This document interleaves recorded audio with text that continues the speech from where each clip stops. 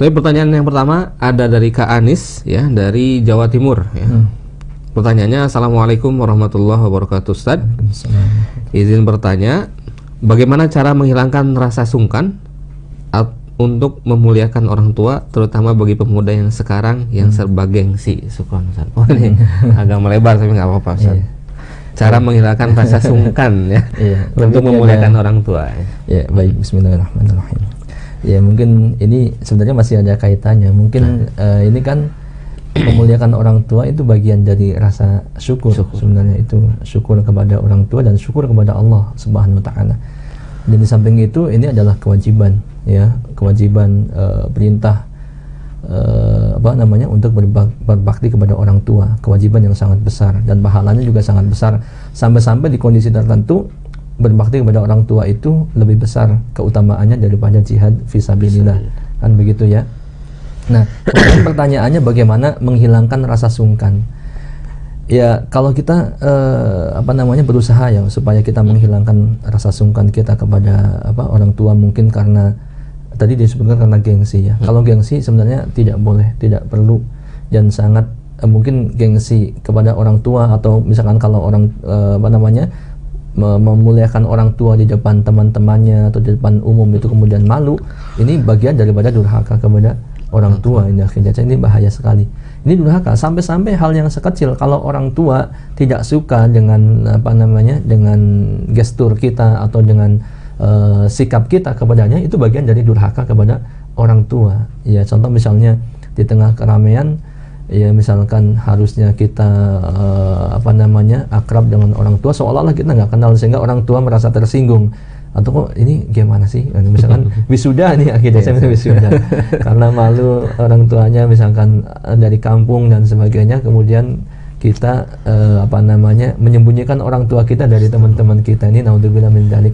Ini bagian daripada durhaka. Kalau orang tua kita ya pastinya akan merasa, ya semua orang punya perasaan kan, kok anak saya begini gitu ya. Nah, pastinya ini bagian dari durhaka. Dan mengenai hal ini ya, ini jangan sampai sikap-sikap yang seperti itu, gengsi ataupun malu kepada orang lain, malu kepada teman ya, untuk memuliakan orang tua kita, sebab ini adalah perintah. Dan kalau itu kita lakukan, hal itu terjadi seperti gengsi atau malu dan sebagainya, maka ini bagian daripada durhaka kepada orang tua kita, dan ini diancam dengan ancaman yang sangat berat ya, bisa dimasukkan ke dalam api neraka. Dengan ancaman neraka ini artinya dosa besar yang sangat besar.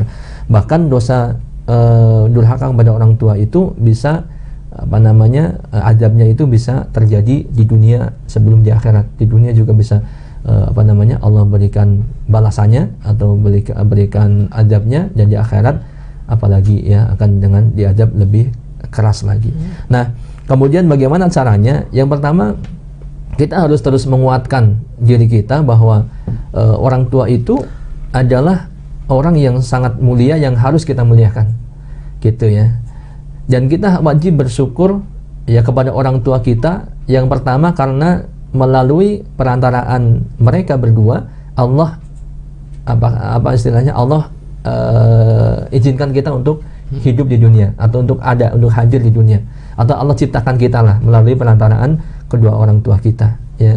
Kemudian yang kedua, jelas ya, ini sebenarnya kalau kita mau hitungan dengan orang tua kita, kita jelas nggak akan bisa membalas budi kebaikan orang tua kita.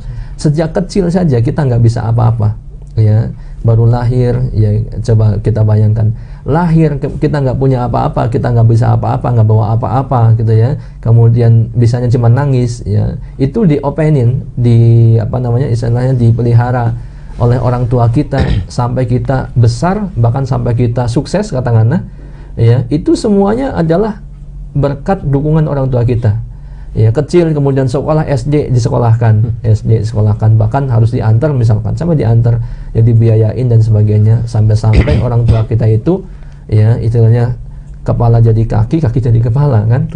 Ya, banting tulang peras keringat untuk siapa? Untuk anaknya, gitu kan. Kemudian SMP disekolahkan, SMA sampai kuliah pun masih dibiayai ya dalam hal ini. Masa kita sampai kemudian merasa gengsi untuk memuliakan orang tua?